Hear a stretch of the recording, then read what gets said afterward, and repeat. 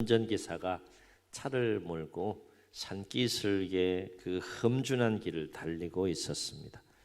길은 꼬불꼬불하고요. 또 밑은 깊은 골짜기와 낭떠러지가 있고요. 도중에 또 극히 이제 좁은 길목에 이르게 됩니다. 식은땀이 막 납니다.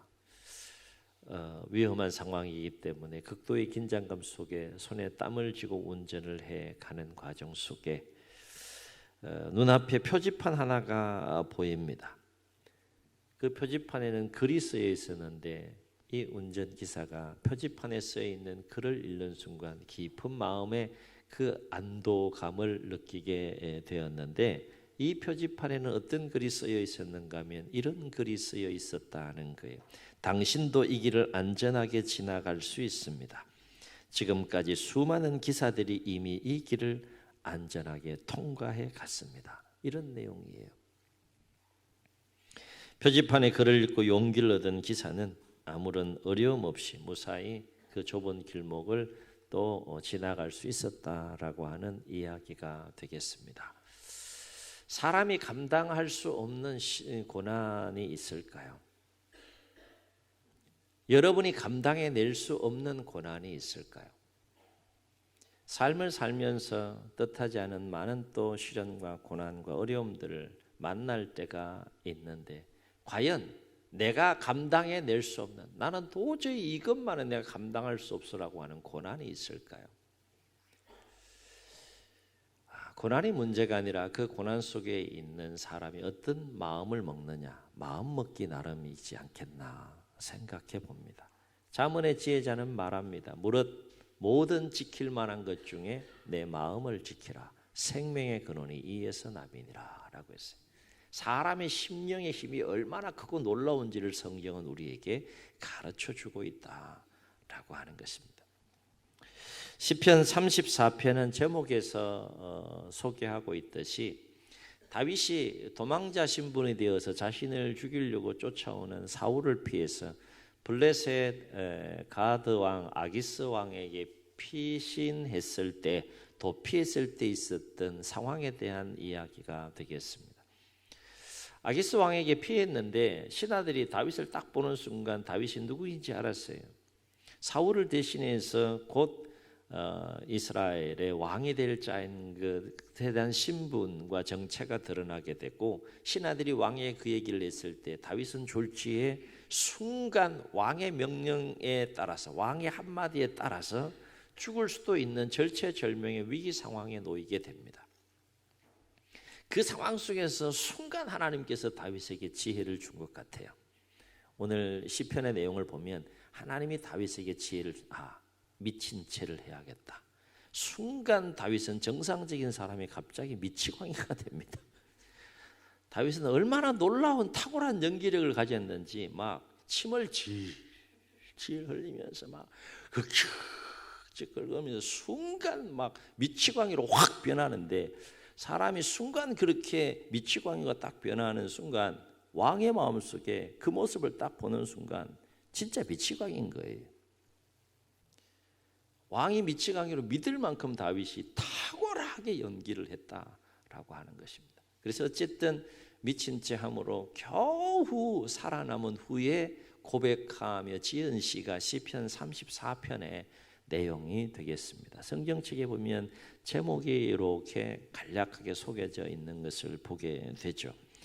아기스 왕 앞에서 비록 살아남기 위해서 살아야겠다 라고 하는 절박한 마음속에 미치광이 행동을 하면서 살아남긴 했지만, 돌이켜보니까, 살아남고 나서 그 상황들을 쭉 돌이켜보니까 그 모든 것이 세밀하게 하나님의 돕는 손길이 있었다는 것을 다윗이 깨닫고 고백한 구절이 바로 19절의 구절이 되겠습니다. 다윗은 이렇게 고백해 의인은 고난이 많으나 여호와께서 그의 모든 고난에서 건지시는도다 그랬어요. 아멘. 책상 머리에서 그냥 걱적걱적거리는 시가 아니라는 거예요. 밑바닥을 친 겁니다. 사느냐 죽느냐의 그 절체절명의 상황 속에서 하나님의 은혜 가운데 살아남고 다윗이 고백한 것이 의인은 고난이 많으나 여호와께서 그의 모든 고난에서 건지시는도다. 이렇게 지금 고백하며 노래하고 있는 거예요. 물론 여기서 의인은 하나님을 경외하는 모든 성도들을 의미합니다. 다윗의 이러한 고백 속에서 우리가 주목할 것은 뭔가 하면 하나님 잘 섬기고 경외하는 그 의인의 삶 속에는 꽃길만 있는 것 같지만, 고난이 없는 것 같지만 오히려 고난이 많다라고 지금 다윗이 고백하고 있다는 거예요. 의인은 고난이 많다는 것은 무엇을 의미할까? 왜 다윗은 이것을 강조하는 것일까? 다윗이 지금 첫 번째 강조하는 이거 아닙니까? 의인은 고난이 많습니다. 여러분 지금 그 얘기를 하고 있잖아요. 이 의인은 고난이 많다라고 하는 이 고백 속에 담겨 있는 메시지는 뭘까? 두 가지를 생각해 봅니다. 첫째는 성도의 삶 가운데는 결코 꽃길만 있는 것이 아니다는 거예요. 여러분 지금까지의 삶을 한번 돌이켜 보세요. 꽃길만 있었습니까? 꽃길만 있었어요? 또 꽃길만 있으면 요즘 또 뭐 이렇게 뭐 코스모스 피고 막 이제 또 막 이렇게 또 시즌이 왔는데 꽃도 뭐 처음에 볼 때는 아름답지 계속 보면 어때요? 정신이 이상해질 거예요 아마. 가끔씩 봐야지 꽃도 아름답고 막 그렇죠. 그렇죠? 성도의 삶 가운데는 꽃길만 있는 것이 아닌 것을 지금 다윗이 우리에게 이야기해 주고 있다는 거예요. 다시 말해 그것이 하나님의 선한 섭리 가운데 겪게 되는 고난이 되었던, 사단의 역사로 인해서 내가 겪게 되는 고난이 되었던 간에 믿는 자이건 믿지 않는 자이건 반드시 기억해야 될 것은 하나님을 잘 섬기고 경외하는 하나님의 자녀와 백성들 삶 가운데도 뭐가 있다? 고난이 있다. 고난이 있다. 다윗은 아예 고난이 있는 정도가 아니라 지금 뭐라고 얘기합니까? 많다라고 얘기를 해요. 많다. 보통 이제 예수님을 막 믿고 이제 신앙생활을 막 처음 시작하는 사람들이 흔히 갖게 되는 마음 중에 뭔가 하면, 야 이제 불행 끝 행복 시작이다. 그렇습니까? 그래요? 네. 세상 사람들은 겪지 않아도 될 고난들을 겪으면서 우리의 삶을 감당해가고 신앙생활의 여정을 감당해 가야 하는 것이 하나님의 자녀와 백성들의 삶인 것을 굳이 성경이 아니라 할지라도 우리의 삶을 통해서 우리가 경험할 수 있지 않습니까? 그렇다면 왜 성도의 삶에는 이렇게 고난이 많은 것일까? 성경은 이 부분에 대해서 두 가지 영적 차원에서 그 이유를 우리에게 말씀해 줘요. 성도의 삶에는 왜 도대체 고난이 많냐? 첫째는 고난은 하나님이 하나님의 자녀와 백성들을 더 온전한 하나님의 사람으로 다듬고 빚고 세우고 훈련시키기 위한 거룩한 도구이다 하는 거예요. 고난의 도가니에 집어넣어서 내려놓아야 될 마음들, 또 빚어져야 될 마음들, 깎여야 될 마음들, 포기해야 될 마음들, 대신에 하나님이 갖길 원하는 마음들을 채워가고 그 마음이 단단해지면 신앙이 더욱더 온전해지고 하나님의 사람으로 온전히 세우기 위한 섭리 차원에서 하나님께서 고난을 반드시 주신다. 출애굽하고 짧게는 뭐 일주일, 길게는 2주일이면 충분히 갈 수 있는 약속의 땅을 하나님께서 바로 지름길로 인도하지 않고 어떻게 했어요? 40년 광야길 돌렸어요. 고생해봐라. 그런 측면에서 한 것이 아니에요. 하나님은 훤히 알고 계시잖아요. 바로 들어가면 우상 숭배한다는 것 뻔히 아니까 어떻게든 하나님의 사람으로 훈련시켜서 약속의 땅에서도 계속해서 하나님의 은혜와 축복 가운데 살기를 원하는 그 깊은 경륜과 섭리 가운데 40년 광야길 돌리신 거예요. 고난 속에 이 고난을 통하여서 하나님의 사람으로 온전케 하시는 그 섭리가 있기 때문에 하나님의 사람들에게는 반드시 고난이 있다. 그래서 잠언의 지혜자는 17장 3절에서 뭐라고 이 부분에 대해서 얘기하는가 하면 이렇게 얘기해요. 도가니는 은을, 풀무는 금을 연단하거니와 여호와는 무엇을 연단하신다? 마음을 연단하신다. 무엇으로 마음을 연단하는 거예요? 고난을 통하여 마음을 연단하신다. 그러니까 신앙생활을 딱 시작하면 고난받을 각오하고 출발하라는 거예요. 딱 시작하면 이야 지금부터는 꽃길이야. 그러면 넘어진다는 거예요. 꽃길이 아니면 어떡합니까? 넘어지는 거죠. 꽃길도 있습니다. 그러나 험악한 길을 걸어가야 할 때가 사실은 더 많다. 더 많다. 왜 성도의 삶 가운데는 고난이 많으냐?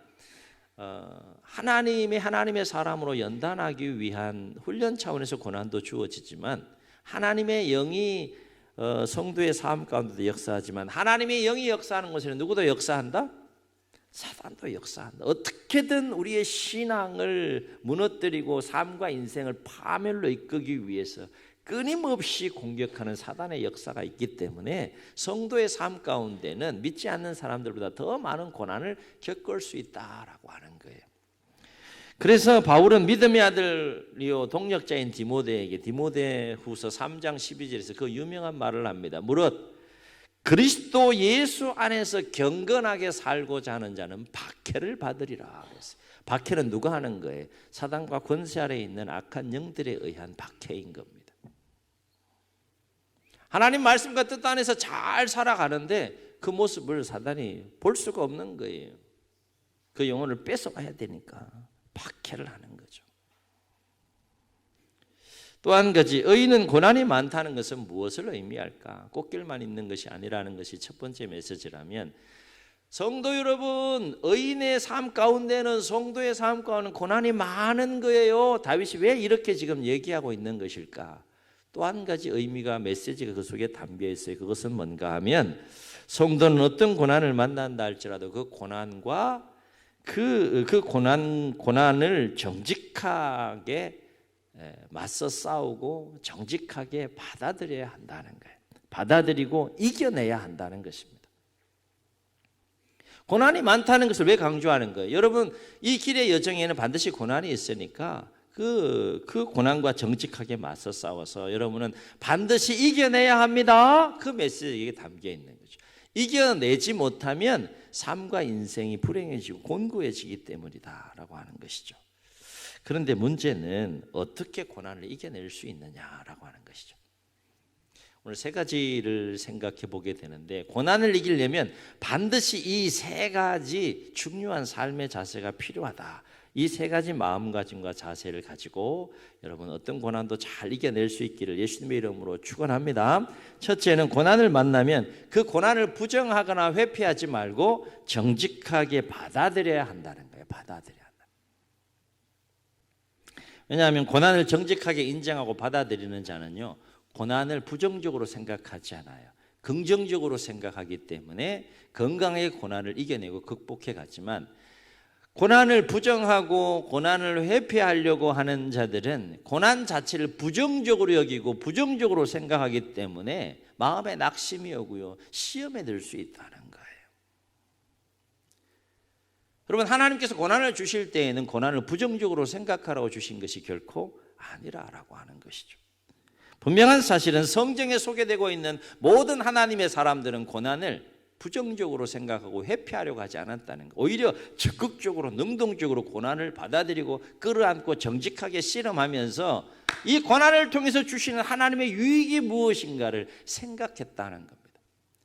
No! 아니야. 이건 내 삶이 아니야. 그러지 않았다는 거예요. 여러분, 이건 내 삶이 아니야. 이 고난은 내 삶이 아니야. 내 인생이 아니야. 라고 그러면 인생이 아닙니까? 이미 온 고난인데 그 고난조차도 내가 끌어안고 내가 감당해야 될 내 삶의 또 한 부분이고 인생의 여정이라는 것이죠. 그것도 내 삶이라는 거예요. 그것도 내 인생이라는 거예요. 내 인생. 아니야. 내 인생이 어떻게 이렇게 흘러가? 이건 내 삶이 아니야. 그러면 낙심이 오고 시험이 오지만, 그래, 이것도 내 인생이야. 이것도 내가 감당해 가야 될 내 인생의 여정이야. 인정하고 받아들이고 끌어안고 긍정적으로 그 고난을 바라보게 되면 하나님의 사람들처럼 고난의 유익을 생각하면서 그 길을 걸어갈 수 있다는 거예요. 시편 119편 71절의 시인은 그래서 이렇게 고백합니다. 고난당한 것이 내게 유익이라. 이로 말미암아 내가 주의 율례를 배웠나이다 라고 했어요. 고난을 통하여서 하나님을 더 깊이 만나고 고난을 통하여서 하나님의 말씀과 진리를 더 깊이 깨달을 수 있었다라고 하는 고백이 됩니다. 고난이 없이 성경을 쭉 읽으면 그냥 이야기로 말씀으로 쭉 읽혀질지 모르지만 내가 어떤 고난을 겪고 그 고난의 과정을 감당해 갔던 것을 가지고 성경을 읽게 되면 그 삶의 부분을 가지고 말씀을 통해 하나님께서 터치하는 부분이 달라요. 다릅니다.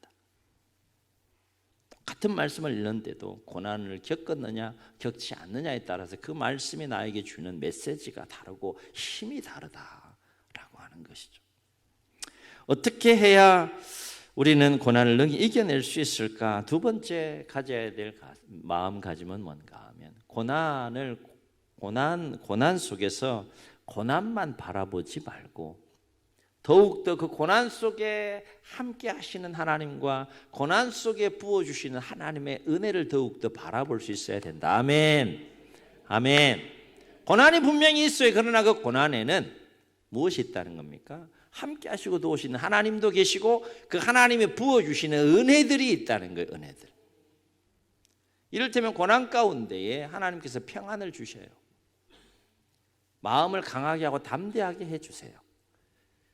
지혜를 주세요. 그리고 피할 길도 주시고요. 전혀 생각하지 못했던 사람을 붙여주셔서 도움을 받게 하시고요. 아, 여러분 삶 가운데 그런 게 없었구나. 저는 참 많았어요. 도저히 생각하지 않았던, 계획하지 않았던 상황들을 만나게 되고 사람들을 만나게 되고 길을 열어주시고 도와주시는 여호와 이레 하나님을 그래서 제가 참 고백하는 그 하나님 중에 하나가 앞서 행하신 하나님이라고 제가 많이 얘기하잖아요. 그 하나님이 없었으면 제가 여기에 서 있을 수 있었겠느냐라고 하는 거예요. 여러분 지금까지 삶을 한번 돌이켜보세요. 여러분 삶의 여정에 크고 작은 고난과 역경들이 있었을 텐데 여러분 혼자 힘과 노력만으로 지금까지 살고 여기까지 이겨오셨습니까?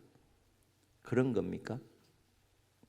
돌이켜보면 깨닫든 깨닫지 못했든 분명히 고난이 있었지만 그 고난 가운데는 함께 하시고 도우시는 하나님이 계셨고 하나님 부어주시는 은혜가 있었기 때문에 여기까지 온 줄로 믿습니다.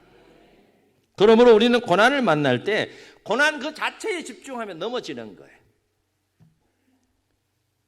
고난 자체에 집중할 것이 아니라 그 고난보다 더 크신 하나님을 바라보고 고난보다 더 큰 하나님의 은혜를 바라보고 집중하게 되면 새 힘이 생긴다.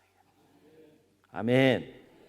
문제는 내가 무엇을 더 크게 보느냐는 거예요.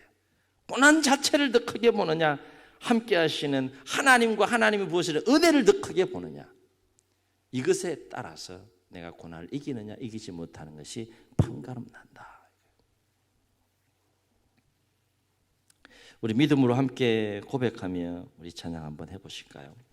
잘 아시는 찬양인데 말씀 준비하면서 이 찬양이 참 새롭게 또 좀 다가오더라고요.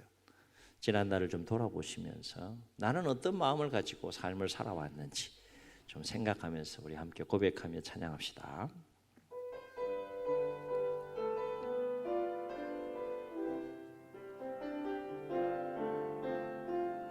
하나님 한 번도 나를 실망시킨 적 없으시고 언제나 공평과 은혜로 나를 지키셨네. 지나온 모든 세월들 지나온 모든 세월들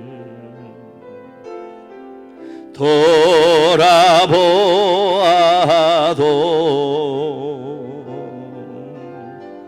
그 어느 것 하나 주의 손길 안 미친 것 전혀. 아멘 아멘. 오신실하신 주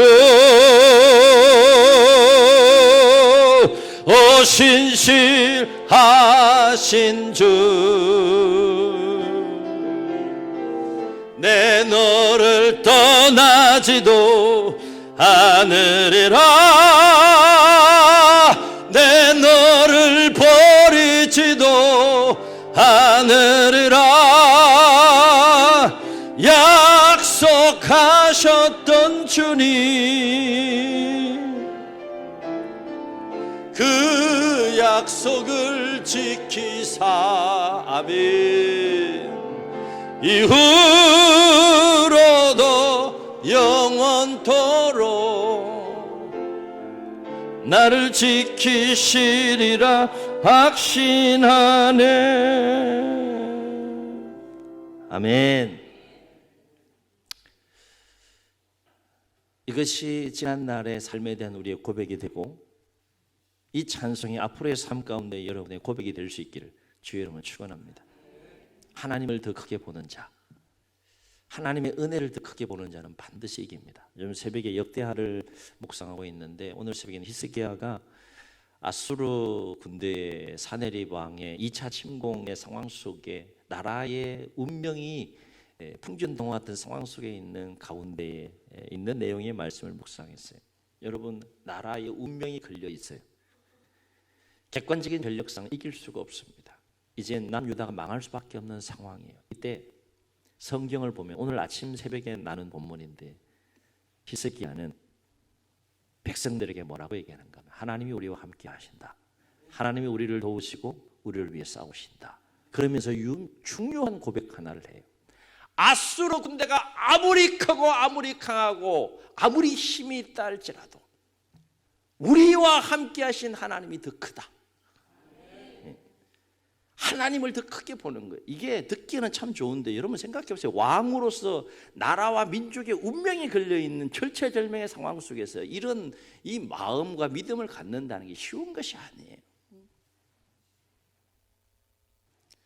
백성 여러분, 상대가 아무리 강하고 아무리 큰 군대라 할지라도 우리와 함께 하신 하나님이 더 크다. 그러니 강하고 담대해라. 하나님이 우리를 위해 싸우시라. 이게 이제 역대하 32장 1절로 8절에 나오는 오늘 새벽 본문 나눈 내용이에요. 하나님을 크게 볼 수 있기를 주여 줍니다. 하나님이 부어 은혜를 더 크게 볼 수 있기를 주여 여러분 축원합니다. 그럼 고난이 작게 보이는 거예요. 이 은혜가 와야 돼요. 이게 와야 되는데 어떻게 할까? 와야 된다고. 이게 고난이 작게 여겨지고 하나님이 더 크게 느껴지고 은혜가 더 크게 느껴지면 반드시 이기게 된다는 거예요. 이길 때 우리의 인생이 멋지게 세워지는 것이죠.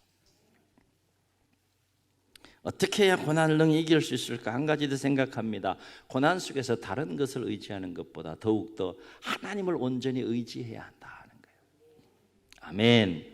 왜냐하면 오늘 시인의 고백처럼 우리가 어떤 고난에 처한다 할지라도 하나님은 그 고난에서 능히 우리를 건지시고 구원하시는 분이시기 때문에 그래요. 하나님을 과소평가하지 마시라는 거예요. 만화 속에나 나오는 공상 세계나 나오는 그런 분이 결코 아니라는 거예요. 하나님 위대하십니다. 하늘과 땅 차이가 나는 것처럼 하나님의 생각은 우리의 생각과 높고 하나님의 길은 우리의 길보다 높다라고 했어요. 그래서 시인은 19절에서 뭐라고 고백하며 노력합니까? 의인은 고난이 많으나 여호와께서 그의 모든 고난에서 건지시는도다. 그의 모든 고난에서, 모든 고난입니다. 모든 고난에서 여호와께서 건지시는도다. 아멘. 아멘.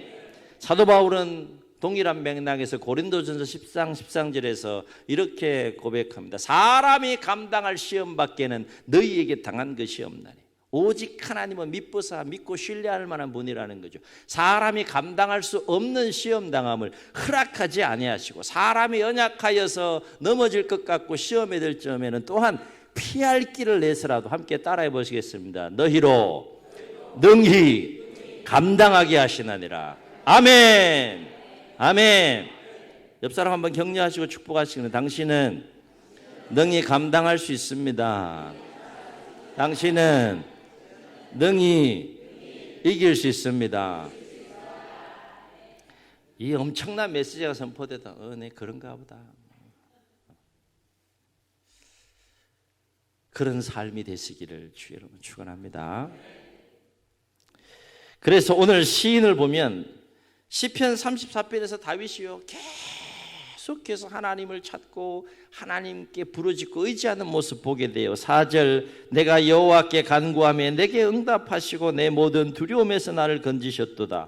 6절 이 곤고한 자가 부르짖음에 막 미치광이 행동을 하면서도 마음속으로 막 부르짖고 기도했다는 것이죠. 이 곤고한 자가 부르짖음에 여호와께서 들으시고 그의 모든 환난에서 구원하셨도다. 15절 여호와의 눈은 의인을 향하시고 그의 귀는 그들의 부르짖음에 귀를 기울이시는도다. 17절 의인이 부르짖음에 여호와께서 들으시고 그의 모든 환난에서 건지셨도다. 다윗의 고백이에요. 그러면서 다윗은 성도들을 향하여서 하나님을 의지하는 삶과 관련해서 8절로 10절에서 뭐라고 권면하는가 하면 8절로 10절로 함께 큰 소리를 읽습니다. 시작. 너희는 여호와의 선하심을 맛보아알지어다. 그에게 피하는 자는 복이 있도다. 너희 성도들아 여호와를 경외하라. 그를 경외하는 자에게는 부족함이 없도다. 젊은 사자는 궁핍하여 줄일지라도 여호와를 찾는 자는 모든 좋은 것에 부족함이 없으리로다. 아멘. 아멘. 젊은 사자가 왜 굶어 죽어요? 힘이 넘치는데. 그러나 설령 젊은 사자가 굶어 죽는 상황이 있다 할지라도 하나님을 찾고 하나님을 의지하는 자는 모든 좋은 것에 부족함이 없다. 하나님을 만난 거예요. 다윗은 고난 가운데 건지시는 하나님을 경험한 겁니다. 그렇습니다. 성도의 삶에는 꽃길만 있는 것이 아닙니다. 삶의 여정에 수없이 많은 고난과 어려움들을 만날 수 있다는 거예요. 분명한 사실은 어떤 고난을 만난다 할지라도 반드시 이겨내야 한다는 겁니다. 이겨내지 못하면 우리의 삶은 곤고해지고 불행해진다는 거예요.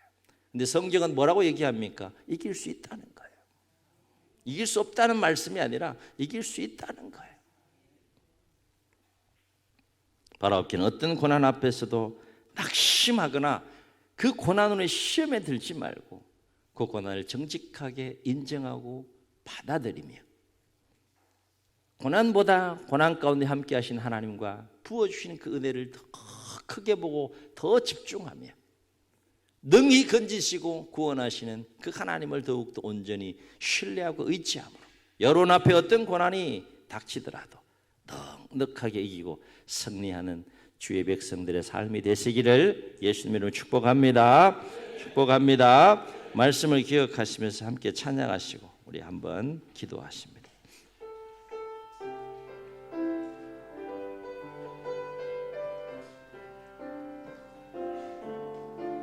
왜 나만 겪는 고난이냐고 불평하지 마세요. 고난의 뒤편에 있는 주님이 주실 축복 미리 보면서 감사하세요. 왜 이런 슬픔 찾아왔는지, 왜 이런 슬픔 찾아왔는지 원망하지 마세요. 당신은 잃은 것보다 주님께 받은 은혜 더욱 많음에 감사하세요. 아멘 아멘. 너무 견디기 힘든 지금 이 순간에도 주님이 일하고 계시잖아요.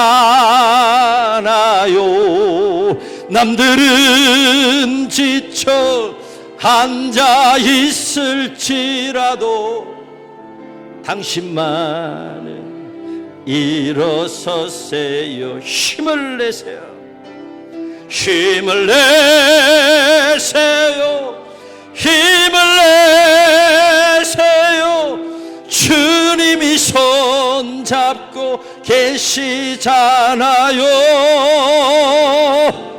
주님이 나와 함께함을 믿는다면 어떤 역경도 이길 수 있잖아요. 힘을 내세요.